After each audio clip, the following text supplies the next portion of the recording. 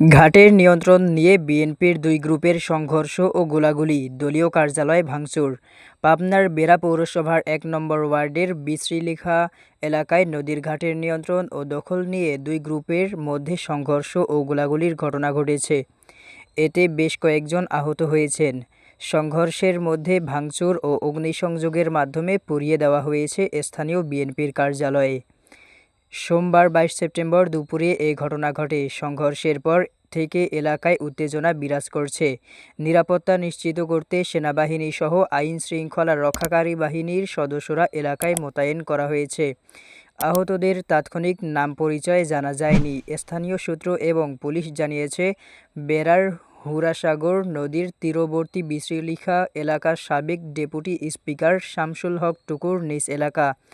আগে ঘাটের নিয়ন্ত্রণ ছিল আওয়ামী লীগের নেতাকর্মীদের হাতে, তবে গত ৫ আগস্ট থেকে স্থানীয় বিএনপির একটি অংশকে সঙ্গে নিয়ে ঘাটটি নিজেদের দখলে রেখেছিল তারা।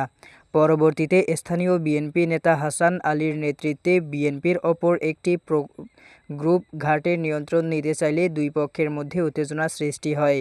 এর ধারাবাহিকতায় সোমবার দুপুরে উভয় পক্ষে সংঘর্ষ শুরু হয় এবং এক পর্যায়ে দুই পক্ষই গোলাগুলিতে জড়িয়ে পড়ে। সংঘর্ষে আহত হন বেশ কয়েকজন। পরে সংঘর্ষকারীরা স্থানীয় বিএনপির কার্যালয়ে ভাঙচুর করে আগুন ধরিয়ে দেয়।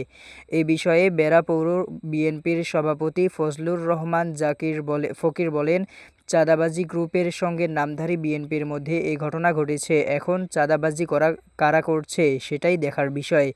এজন্য আমি আর এ বিষয়ে কিছু বলতে চাই না।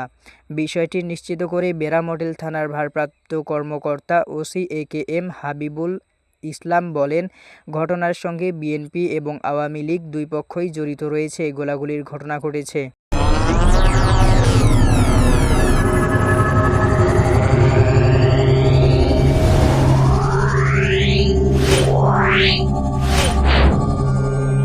Wow.